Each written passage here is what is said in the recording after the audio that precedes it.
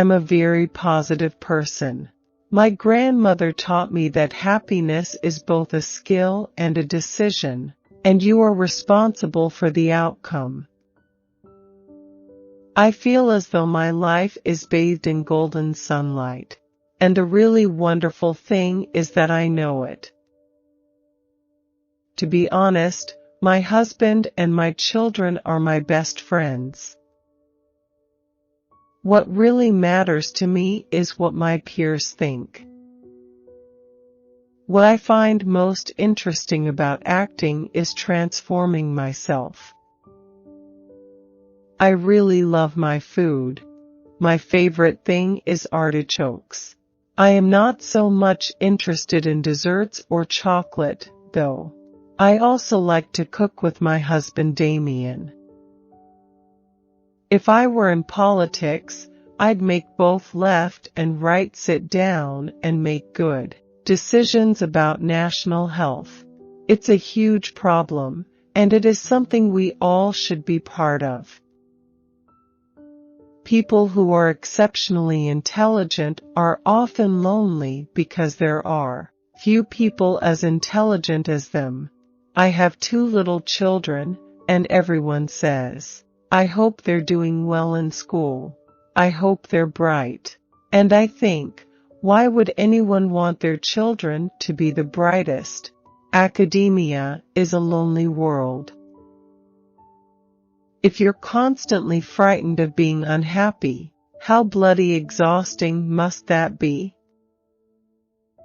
I love live performance and have huge admiration for people who can really do it.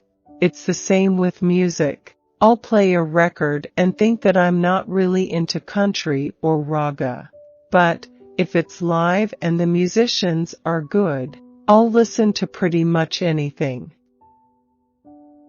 I spent my teenage years in Paris when my dad was stationed there, and I'd look at women in their 40s and think, that's the age I want to be. You don't learn from good people, they've found what works for them and are completely original. You learn from the people who are bad. You think, oh dear, I'm not going to do that. Actually, I'm looking forward to being 50, because to me, that's when a woman is at the pinnacle of her femininity and her womanhood. A script is only as good as the director who's making it. Working in films, there are hundreds of odd moments. Every time, at any point of my life, I think now is always the best age to be. The only time I ever spend alone is when I am working or when my husband is away filming. I put the kids to bed and have an hour and a half in the evening for myself. People are not considerate of others. They tend not to consider themselves as all living together, but see themselves only as individuals. If you think you are beautiful in a scene, you will come across as beautiful. I don't think looks are important. I think what's important is if someone is sexy. America is such a nation of suppressed emotion, and when you arrive in LA, you can smell the fear. It's the most alien country I've ever been to. I was lucky to learn early in life that you need money for food and shelter, but there's no ambition in having money in the bank for the sake of it. Theater is liberating because it only works if it's truthful. That's what it requires. That's not true of film. The camera does lie. You can be moved by a performance on set, but when you see it on screen, it does nothing. Yet there will be someone you simply didn't notice on set. That on screen, bam. The benefits of feminism for someone like my husband are fantastic. He can stay at home with the kids. He can take them to a park. He does the school run. I think I was brought up with an innate sense of responsibility because my dad was in the Foreign Office, where you were in somebody else's country and you were aware of your behavior. And my mom worked for the NHS, so you were aware of your responsibility to your country. I think it's very important not to grow up with the unhealthy amount of attention that is sometimes put on people because they are actors. I love dressing up, but I'm very low maintenance. The week before an event, I'll choose something as quickly as possible, and that's that. If I can do my own hair and makeup, even better. I like it to be fun. As I've got older, I feel more confident in my body, so wouldn't want to tamper with it. I can sleep anywhere. I can come off stage during the interval of a play, lie down for 4 minutes, then wake up feeling better. Literature is reflecting what is happening in life. More and more women are having relationships with younger men. It's partly that women are not losing their figures now. I become more confident as I have got older. I care less what others think. Appallingly, I hadn't thought about it one jot. I never daydreamed as a little girl of getting married and having children. I was as surprised to discover I was getting married as I was to discover I was up the duff. I used to say that theater was my favorite thing, but the more I do film, the more I appreciate it. What interests me about life most is people, and the why of the world. That's what theater looks at.